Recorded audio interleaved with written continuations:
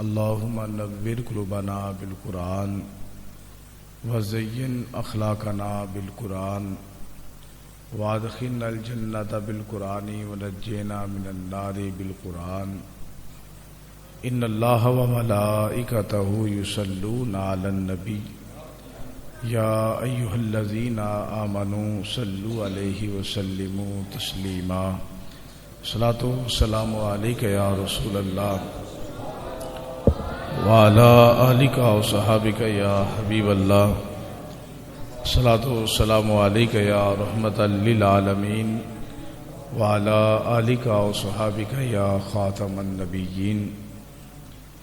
تمام تعریف و توصیف اللہ جل مجدہ الکریم کی ذات بابرکات کے لیے، جو خالق کائنات بھی ہے اور مالک ارض و سماوات بھی، اور تمام کا تمام درود اللہ کے پیارے گناہگار امت کے سہارے، رب کے محبوب دانائے غیوب مال کے رکاب امم فخر عرب و عجم تاجدار حسینہ ماہ جمیلہ سرور قلب و سینہ تتمہ دوراں نور ذات لم یزل باعث تکوین عالم فخر آدم و بنی آدم معصوم آمینہ جناب محمد مصطفیٰ احمد مجتبیٰ صلی اللہ علیہ وآلہ وسلم کی بارگاہ بے کس پناہ میں ہدیہ عقیدت پیش کرنے کے بعد، اللہ تعالیٰ تمام اہل اسلام کو آج کی محفل پاک کی برکات سے مالا مال فرمائے۔ میری جماعت کی مقتدر شخصیات اسٹیج پہ جلوہ افروز ہیں۔ آج درس قرآن کے لیے مبلغ اسلام علامہ محمد حفیظ اللہ مصطفی صاحب نے ہی تشریف لانا تھا، لیکن ایک فوتگی کی وجہ سے وہ یہاں حاضر نہ ہو سکے، تو میں چند باتیں آپ کی سماعتوں کی نظر کر کے اپنی گفتگو کو سمیٹوں گا۔ اگر ہم ہتھیلی پہ چراغ رکھیں اور کائنات کا گوشہ گوشہ ٹٹول ماریں تو ہمیں اس کائنات میں کوئی بھی چیز عبث فضول اور بیکار نظر نہیں آئے گی۔ ہر چیز کو میرے مالک نے با مقصد پیدا کیا ہے، اور ہر چیز کا کوئی مقصد اللہ نے رکھا ہوا ہے۔ اس کا تعلق چاہے عبادات ہو یا معاملات کے ساتھ۔ عبادات میں بڑی اہم عبادت جس کو ہم نماز کے نام سے تعبیر کرتے ہیں، حکم ہوتا ہے کہ جب بھی میرے نمائندے کی آواز آئے حی علی الصلاۃ حی علی الفلاح، تم نے اپنی مصروفیات کو ترک کرنا ہے، اپنی مشغولیات کو موقوف کرنا ہے، آفس کا دروازہ لاک کرنا ہے، دکان کا شٹر آف کرنا ہے، اور سارے کام چھوڑ چھاڑ کے طہارت بنا کے میری بارگاہ میں پیشانی جھکا کے سبحان ربی الاعلیٰ کے نغمے الاپنے ہیں۔ میرے مالک، ہم اپنی مصروفیات بھی ترک کریں گے، مشغولیات کو بھی چھوڑیں گے، اپنے معاملات بھی ترک کریں گے، اور تیرے نمائندے کی آواز پہ لبیک کہتے ہوئے پیشانی جھکا کے سبحان ربی الاعلیٰ کے نغمے بھی بلند کریں گے۔ لیکن میرے مالک، نماز کا مقصد کیا ہے؟ فلسفہ صلاۃ کیا ہے؟ ہمیں اس کے عوض کیا ملے گا اور تو کیا عطا فرمائے گا؟ حکم ہوتا ہے کہ ان الصلاۃ تنہا عن الفحشاء والمنکر۔ اگر تیری پیشانی میری بارگاہ میں جھکنے کا مزاج بنائے گی تو میں رب اس بات کا وعدہ دیتا ہوں کہ تیرے دل سے بے حیائی کی جڑ کو اکھیڑ کے تجھ کو حیا کا نور عطا فرماؤں گا۔ آج جو حیا کا جنازہ اٹھ رہا ہے، بے حیائی، فحاشی، عریانی کے امڑتے ہوئے سیلاب آ رہے ہیں، اور نیم بہنا خواتین سڑکوں پہ نکل کے میرے جسم میری مرضی کا نعرہ بلند کر رہی ہیں، تو اس کی ایک وجہ یہ بھی ہے کہ ہماری پیشانی نے رب کی بارگاہ میں جھکنا ترک کر دیا ہے۔ اگر آج بھی پیشانی ہماری رب کی بارگاہ میں جھکنے کا مزاج بنائے گی تو آواز تو میرے مالک کی آج بھی آ رہی ہے کہ تنہا عن الفحشاء والمنکر، کہ بے حیائی کی جڑ تیرے دل سے اکھیڑ کے تیری آنکھوں کو حیا کا نور نصیب ہو جائے گا۔ تو نماز کا مقصد اور فلسفہ صلاۃ یہ ہے کہ بندے کو حیا کا نور میسر آ جائے۔ دوسری اہم عبادت اللہ ہمیں نصیب فرمائے، چند دنوں کے بعد وہ مبارک دن آنے ہی والے ہیں جن کو روزے کے نام سے ہم تعبیر کرتے ہیں۔ اب دیکھیے، صبح سے لے کر شام تک فرمایا کہ تم نے کچھ نہیں کھانا اور کچھ تم نے مشروب نہیں پینا۔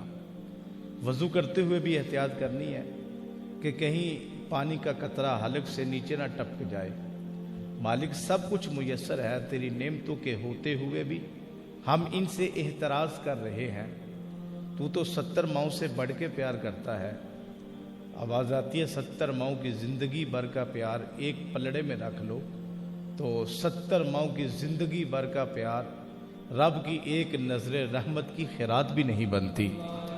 مالک اگر تو 70 ماؤں سے بڑھ کے پیار کرتا ہے تو یہ تو ایک ماں بھی گوارا نہیں نہ کرتی کہ میرا بچہ بھوکا اور پیاسا رہے۔ بھوک کی وجہ سے بچے کی آنکھ میں ایک آنسو بھی ماں گوارا نہیں کرتی۔ اس کو کسی کے گھر میں جا کے نوکری کرنی پڑے، کسی کے گھر کے برتن مانجنا پڑے، سب کچھ جو ہے وہ لٹا کر کے اپنے بچے کی بھوک مٹانے کے لیے ماں تیار ہوتی ہے۔ مالک سب کچھ موجود ہونے کے باوجود تو 70 ماؤں سے بڑھ کے پیار کرتا ہے، اس کے باوجود بھی تو نے ہمیں کھانے پینے سے منع کر دیا، تو اس کا مقصد کیا ہے؟ تو آواز آتی ہے لعلکم تتقون، اگر ایک مہینے کی بھوک اور پیاس کو برداشت کرے گا تو میں رب تجھ کو انعام کے اندر تقوی کا نور عطا فرماؤں گا۔ نماز کا مقصد کیا ہے کہ بندے کو حیا کا نور میسر آ جائے۔ روزے کا مقصد کیا ہے کہ بندے کو تقوی کا نور مل جائے۔ جس طرح نماز کا مقصد ہے، روزے کا مقصد ہے، اسی طرح حضرت انسان کی تخلیق کا بھی ایک مقصد ہے۔ وہ مقصد کیا ہے؟ اب پڑھیے قرآن کریم اور پھر مالک کے حضرت انسان پہ احسانات دیکھیے۔ رب تعالیٰ نے ارشاد فرمایا قتل الانسان ما اکفرہ، انسان تو قتل ہو جائے، تو مر جائے، ما اکفرہ، تو کتنا ناشکرا ہو گیا ہے۔ آج میرے نمائندے کی آواز آتی ہے حی علی الصلاۃ، حی علی الفلاح، تیرے قدم بوجھل ہو جاتے ہیں، پیشانی ثقیل ہو جاتی ہے، زبان مکفل ہو جاتی ہے، قدم میری بارگاہ کی طرف اٹھتے ہی نہیں ہے، پیشانی میری بارگاہ میں جھکتی نہیں ہے، زبان سبحان ربی الاعلیٰ کے نغمے الاپتی ہی نہیں ہے۔ من ای شیء خلقہ، تجھے گمنڈ کس چیز کا ہے؟ تجھے غرور کس چیز کا ہے؟ کس چیز نے تجھ کو دھوکے میں ڈال دیا؟ ذرا پلٹ کے اپنے ماضی کی طرف جا کہ من ای شیء خلقہ، کہ ہم نے تجھ کو پیدا کس طرح کیا ہے۔ آج میری زمین کے اوپر قدم ٹکا کے رکھتا ہے، چھاتی تان کے چلتا ہے، بازو کھول کے چلتا ہے، گردن اکڑا کے چلتا ہے۔ قتل الانسان ما اکفرہ، تو مر جائے، کتنا ناشکرا ہو گیا ہے۔ ذرا پلٹ کے اپنی تخلیق کو دیکھ، اپنی پیدائش کو دیکھ، اپنے ماضی کے اوراق کو پلٹ کے دیکھ۔ من ای شیء خلقہ، آج تو چدراہٹ کے نشے کے اندر، دولت کی جو ہے وہ نشے کے اندر، اور آج اپنی پگڑی کا شملہ اونچا کرنے کے لیے، اپنی ذات کے لیے، لباس کے لیے، اپنے مکان کے لیے تو حلال اور حرام کی تمیز کو بھی بلا بیٹھا ہے۔ ذرا پلٹ کے دیکھ من ای شیء خلقہ، کہ ہم نے تجھ کو پیدا کس طرح کیا ہے۔ پھر فرمایا تجھے نہیں معلوم بن پڑے گا کہ ہم نے کس طرح پیدا کیا۔ اب میں تیرا مالک تجھ کو بتاتا ہوں۔ فرمایا من نطفہ، ہم نے تجھ کو پانی کے گندے قطرے سے پیدا کیا ہے۔ اچھا بھی دیکھیے وہ قطرہ کتنا ناپاک ہے، جسم سے نکل جائے تو غسل لازم ہوتا ہے، جس جگہ پہ لگتا ہے وہ جگہ ناپاک ہو جاتی ہے، اور لباس پہ لگے تو لباس نجس ہو جاتا ہے۔ کہا اتنے گندے قطرے سے ہم نے تجھ کو تخلیق کیا، گندے قطرے سے تخلیق کر کے ہم نے تجھ کو ناپاک نہیں چھوڑ دیا۔ میرے مالک نے فرمایا کہ ہم نے تجھے حسن و جمال ہی نہیں دیا، ہم نے تجھے قد رانا ہی نہیں دیا، بلکہ دیکھ ذرا پیچھے پلٹ کے کہ تو خاکی ہے، خاکی ہونے کے باوجود بھی ہم نے نوری مخلوق کی پیشانیاں تیرے قدموں میں بھی جھکا دی ہیں، تجھ کو عقل کا چراغ بھی عطا۔ امام غزالی فرماتے ہیں اللہ نے 3 طرح کی مخلوقات پیدا فرمائی ہیں۔ ایک ایسی مخلوق ہے کہ جس کو اللہ نے عقل کا نور دیا ہے، شہوات کا جال اس کے لیے نہیں بچھایا گیا، دوسری مخلوق وہ ہے جس کے لیے شہوات کا جال تو بچھایا گیا، عقل کا نور نہیں دیا گیا۔ تیسری مخلوق ایسی ہے جس کو عقل کا نور بھی دیا گیا ہے اور اس کے لیے شہوات کا جال بھی بچھا دیا گیا ہے۔ فرمایا پہلی مخلوق جس کو اللہ نے عقل کا نور دیا ہے، عقل کا چراغ دیا ہے، ان کو ملائکہ کہا جاتا ہے، وہ فرشتے ہیں۔ دوسری مخلوق جس کو رب نے عقل کا چراغ نہیں دیا، شہوات کا جال ہی دیا ہے، ان کو حیوانات کہا جاتا ہے، چوپائے ہیں۔ تیسری مخلوق جس کو اللہ نے عقل کا چراغ دے کے اس کے لیے شہوات کا جال بچھا دیا ہے، کہا اگر یہ عقل کے چراغ سے اپنی راہ کو متعین کرے گا تو یہ فرشتوں سے اعلیٰ بن جائے گا، اور اگر شہوات کے جال میں پھنس جائے گا تو فرمایا یہ جانوروں سے بھی بدتر ہو جائے گا۔ اچھا، نوری مخلوق کی پیشانیاں حضرت انسان کے قدموں میں جھکا دی، خلافت کا تاج اس کے سر پہ رکھ دیا، نیابت کا جبہ اس کو پہنا دیا، انی جائل فی الارض خلیفہ کا لقب اس کو عطا فرما کے کائنات کے اندر بھیج دیا۔ حضرت اقبال کا بھی قلم جنبش کے اندر آ کے کہتا ہے کہ فرشتہ کہنے سے میری توقیر گھٹتی ہے، میں مسجود ملائکہ ہوں مجھے انسان ہی رہنے دو۔ کہا فرشتہ کہنے سے میری توقیر گھٹتی ہے، میں مسجود ملائکہ ہوں مجھے انسان ہی رہنے دو۔ اچھا پھر دیکھیے کہ اللہ تعالیٰ نے خلافت کا تاج اس کے سر پہ رکھا، نیابت کا جبہ اس کو پہنایا، اللہ تعالیٰ نے خوبصورت اس کو بنایا، پھر رب العالمین نے اس کے قدموں میں فرشتوں کی پیشانی کو جھکایا۔ اتنا اعزاز، اتنی تعظیم، اتنا پروٹوکول اور پھر اتنا جو ہے وہ احترام اللہ نے حضرت انسان کو کیوں عطا فرمایا؟ پانی کے گندے قطرے کی تخلیق ہے نا اس کی، تو پھر پانی کے گندے قطرے سے حسین بھی بنایا، جمیل بھی بنایا، فرشتوں کی پیشانیاں بھی قدموں میں جھکا دی، خلافت کا جبہ بھی پہنا دیا، نیابت کا تاج بھی اس کے سر پہ رکھ دیا، اشرف المخلوقات بھی اس کو بنا دیا۔ کیوں؟ اس کی زندگی کا کوئی تو مقصد ہوگا نا، کوئی تو مقصد ایسا ہوگا نا جس کے لیے رب تعالیٰ نے اس کو اتنا اعزاز دیا ہے، اتنا پروٹوکول دیا ہے، اتنی تعظیم کے ساتھ، اتنی توقیر کے ساتھ نوازا ہے۔ تو رب تعالیٰ خود ارشاد فرماتا وما خلقت الجن والانس الا لیعبدون، انسان سن تیری تخلیق کا مقصد یہی ہے کہ تیری پیشانی میری بارگاہ میں جھک کر کے سبحان ربی الاعلیٰ کے نغمے بلند کرتی رہے۔ اچھا، میں فار ایگزامپل مثال کے ذریعے بات سمجھانا چاہوں گا۔ یہ مائک ہے، اس کی تخلیق کا بناوٹ کا مقصد ہے کہ یہ بولنے والے کی آواز سامعین تک پہنچا دے۔ جب تک یہ آواز پہنچاتا رہے گا تو یہ مسجد کے ممبر و محراب کی زینت رہے گا، اور جب یہ آگے آواز پہنچانا چھوڑ دے گا تو آپ سے میرا سوال ہے کیا پھر بھی اس کو مسجد کے ممبر و محراب میں سجا کے رکھا جائے گا؟ کباڑ خانے کے اندر پھینک دیا جائے گا؟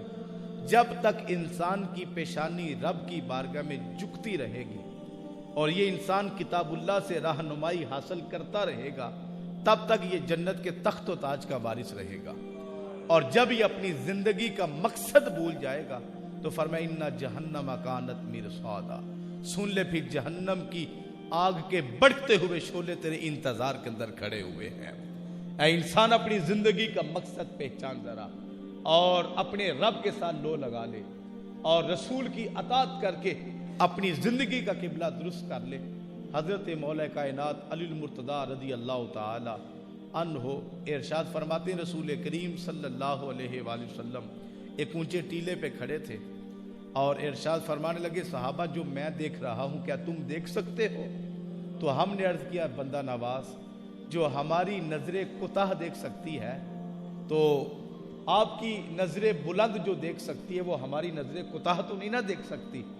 تو ایک تو یہ ہے کہ آپ بلند جگہ پہ کھڑے ہیں اور ظاہری بات ہے اونچائی جگہ پہ جو کھڑا ہوتا ہے اونچائی پہ اس کی نگاہ جہاں تک دیکھ سکتی ہے نیچے کھڑا ہونے والے کی نگاہ وہاں تک نہیں دیکھ سکتی۔ اور دوسرے اس کا معنی یہ بھی ہے حضور جو آپ کی نگاہ نبوت دیکھ سکتی ہے بھلا وہ ہماری نگاہ بھی دیکھ سکتی ہے؟ تو عرض کیا بندہ نواز نہیں۔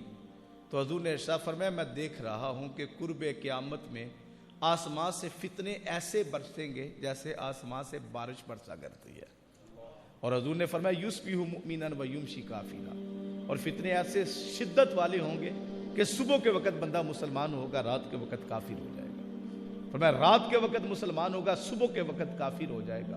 فرمایا دین پہ چلنا اتنا مشکل ہوگا جیسے ہتھیلی کے اوپر آگ کا انگارہ رکھنا مشکل ہوگا۔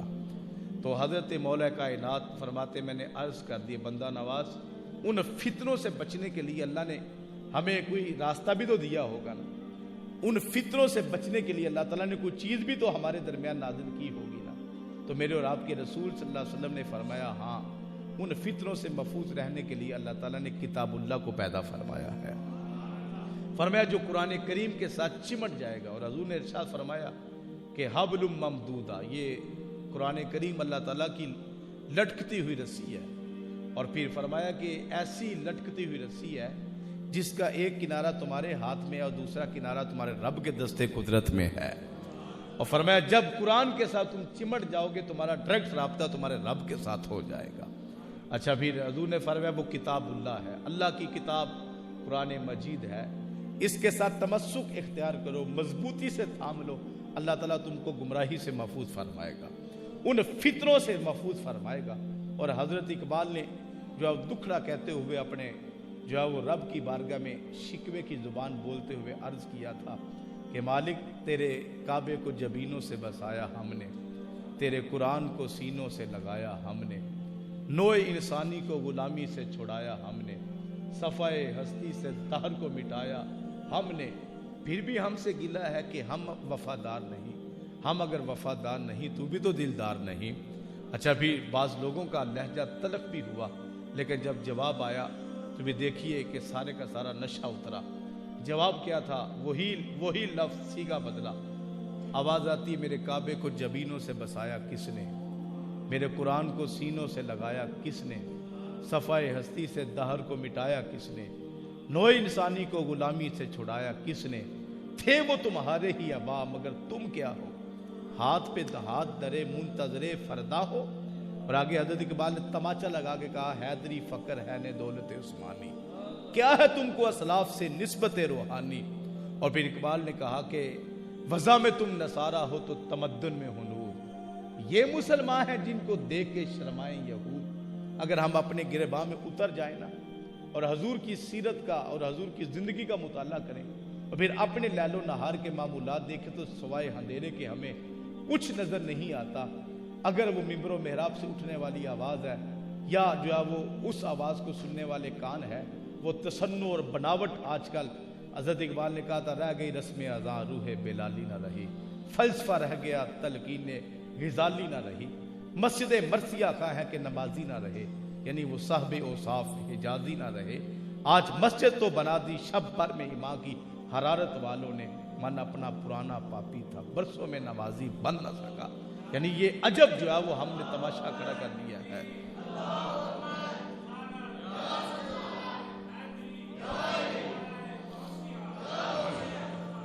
حضرت اقبال نے پھر حد کر دی، کہا بجلیاں ہو جن میں اسودہ وہ خرمن تم ہو.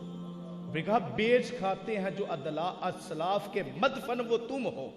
یعنی تم تو آج قبروں کا کاروبار بھی کرتے ہو نا، اسلاف کے کفن بیچ رہے ہو، ان کے کفنوں کو داغدار کر رہے ہو. کہا بجلیاں ہو جن میں اسودہ وہ خرمن تم ہو، بیچ کھاتے ہیں جو اسلاف کے مدفن وہ تم ہو. پھر حضرت اقبال نے کہا مہذب تھے وہ زمانے میں مسلمان ہو کر اور خار ہوئے آج تم تارک قرا ہو کر. کہا کہ ان کی عزت اور ان کی بلندی کی صرف یہی وجہ تھی، وہ 313 تھے.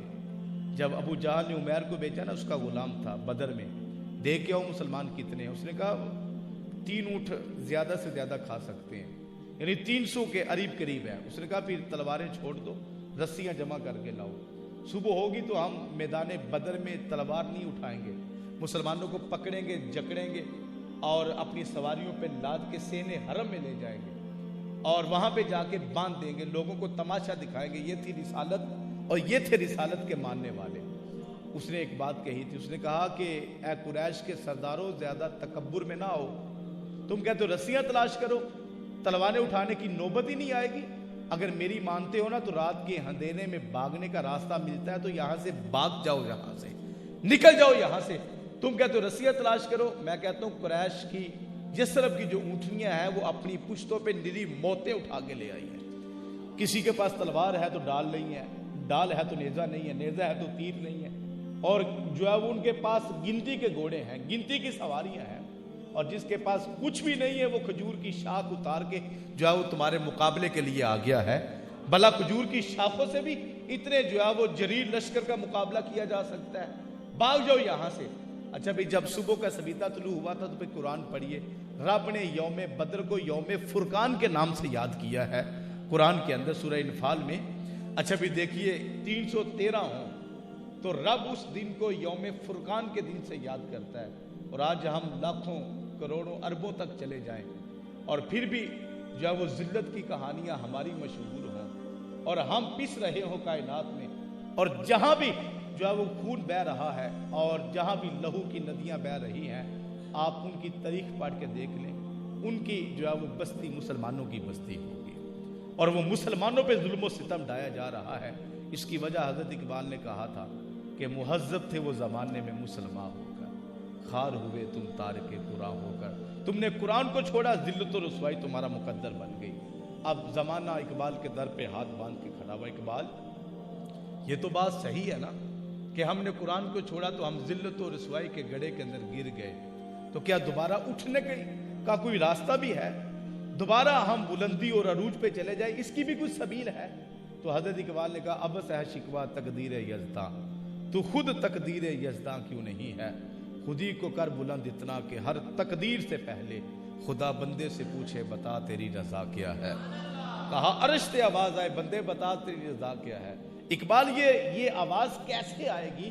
ہمارے اوپر مالک اتنا مہربان کیسے ہوگا اور کیسے عرش کا رحمان ہم سے پوچھے گا بتا تیری رضا کیا ہے؟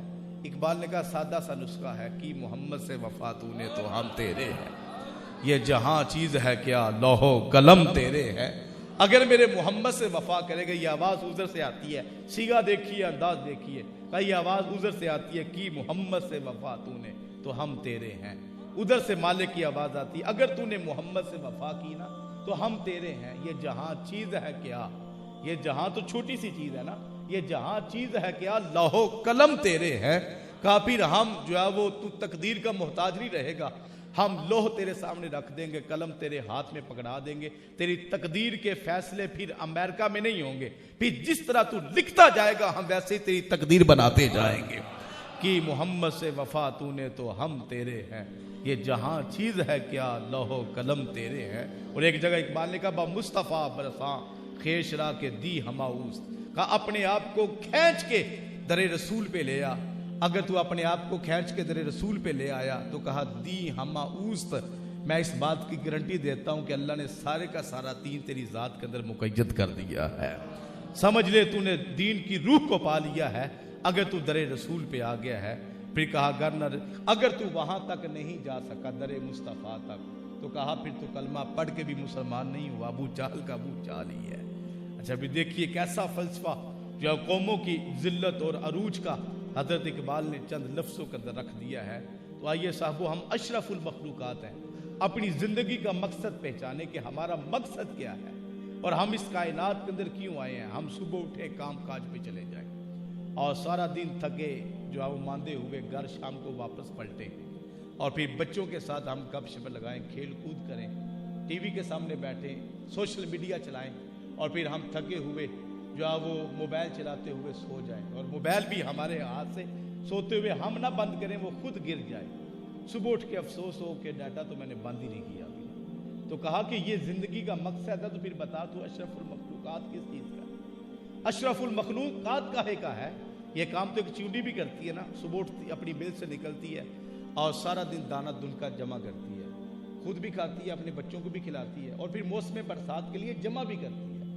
یہ انسان کی زندگی کا مقصد ہے. تو پھر انسان کے اندر اور ایک چیونٹی کے اندر فرق کیا رہ گیا؟ اکبر الہ آبادی نے طنز کرتے ہوئے کہا تھا, کیا بتائیں احباب کیا کارے نمایاں کر گئے, BA کیا نوکر ہوئے پینشن لی اور مر گئے. یہ انسان کی زندگی کا مقصد ہے نہیں. قرآن پڑھیے, فرمایا وما خلقت الجن والانس الا لیعبدون, کہ انسان تیری زندگی کا مقصد یہی ہے کہ تیری پیشانی میری بارگاہ میں جھکی رہے, زبان سبحان ربی الاعلیٰ کہ نغمے آلاپتی رہے. یہ میرے بھائی مجھے بتا رہے تھے کہ یہ پہلا درس قرآن ہے اور یہ کوئی رسمی محفل نہیں ہوا کرے گی, بلکہ اس محفل میں آنے والوں کو تحریک ملے گی اور اس محفل کے آنے والوں کو ایک جذبہ میسر آئے گا اور قرآن کی نوکری کے نشے سے یہ سرشار ہو جائیں گے, ایک ایک دروازے تک جائیں گے اور لوگوں کو درس قرآن میں بلا کے لائیں گے. اور آپ جانتے ہیں میرے شیخ فرماتے ہیں ہم راہی جہد و عظیمت کے, منزل پہ جا کر دم لیں گے، میدان عمل میں نکلے ہیں باطل کو مٹا کر دم لیں گے۔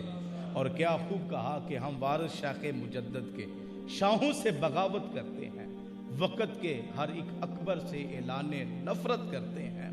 پھر پیغام دیتے ہوئے کہا کہ آفاق کے ہر گوشے میں قرآن سنا کر دم لینا، اب رکنا نہیں، اب تھمنا نہیں، فردوس میں جا کر دم لینا۔ انشاءاللہ ہم فردوس میں جا کے دم لیں گے۔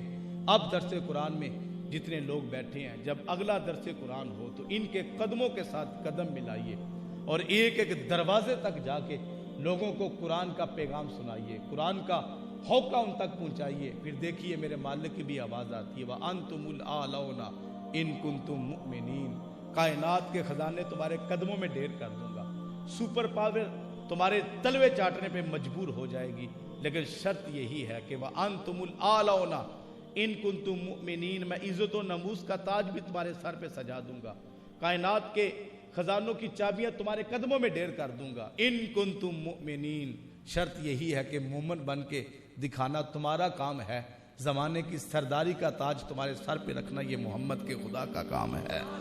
حضرت اقبال کہتے ہیں آواز ادھر سے آتی ہے، ہم تو مائل بکرم ہیں، کوئی سائل ہی نہیں، بھئی راہ دکھلائیں کسے کو راہ روے، منزل ہی نہیں۔ دعا کریں کہ اللہ تعالیٰ ان نوجوانوں کو جو ہے قرآن کا جذبہ جو سینے میں رکھا ہے، اللہ تعالیٰ اس کی سرشاری ان کو مزید نصیب فرمائے، اور نشہ قرآن ان کے بدن پہ، ان کی روحوں پہ طاری کر کے جو ہے قرآن کی نوکری کی توفیق عطا فرمائے۔